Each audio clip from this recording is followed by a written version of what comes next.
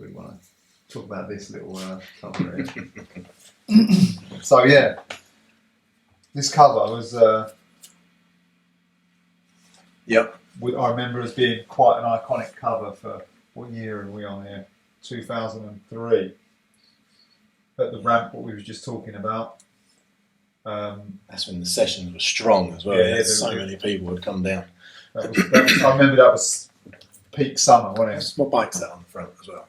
I think it might be one of your prototypes, maybe. Yeah, that's a prototype signature frame. So that's made out of light.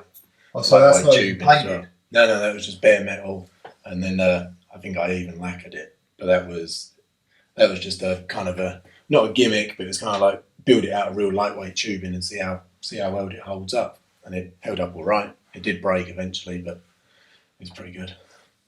Your Melody 2s. Yeah. Good era. Yeah. I remember that night. It was like now, the peak of summer, hot, wasn't it? Yeah. What was explain that one, because I remember that as being quite. Well, I remember Grotbag saying, "Scott could fufanu that." And I was just like, "Fuck now," because it's quite it's free floating.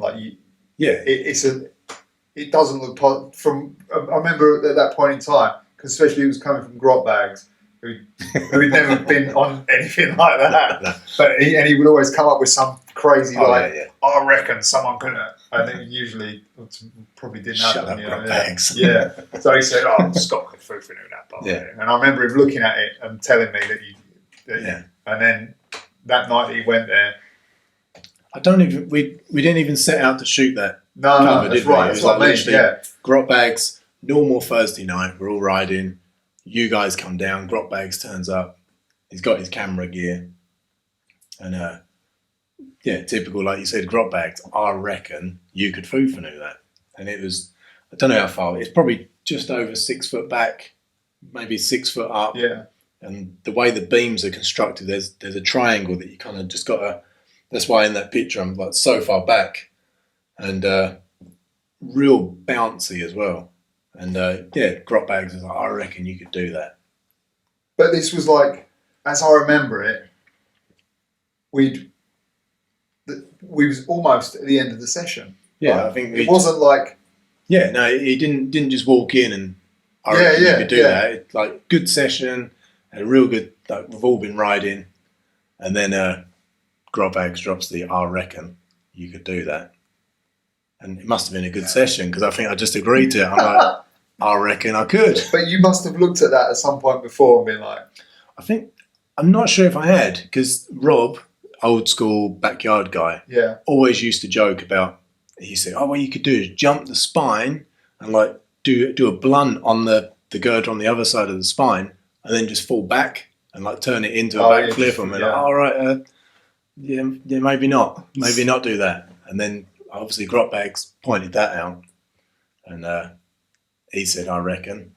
And then I replied with, I reckon I could. And he went and got his camera gear, set it up. Do you remember the taxi firm that used to work in that? So Grotbags is trying to set the picture up and his flashes just keep going off, like just random. It's like, typical Grotbags. Oh, fuck. Yeah, that happened a lot. Stressing about it, which... it was all shot on film as well, so you would be stressing. And then we finally figured out it was a taxi firm that used like radio or used something that were in channels. Yeah. So his flashes were just boom, boom, but like just going up. And I think he eventually found like done a channel, like whatever, like so they wouldn't go off. And then we just set to it.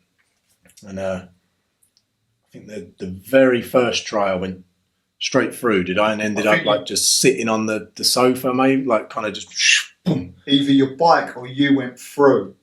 But I remember like us watching and being like, it didn't, like we was thinking, he's going to have to go like 6 foot over that spine. I had no idea how high I'd have to go. Yeah, we was pretty shocked at how easy you got up there. Like you just went poof. I think the first one I overshot it because I was kind of like, high over the spine, pump, and just pretty much went all the way through.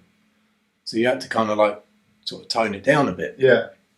And then when I can't remember how many times it took to do it, But the next time I got on it and then realised how bouncy that girder was, and it just literally spat me to the flat bottom pretty much. So the second one, I think, did you go down on your chest? Yeah, yeah. And one of them you went down like forwards, like I remember. But it was so bouncy.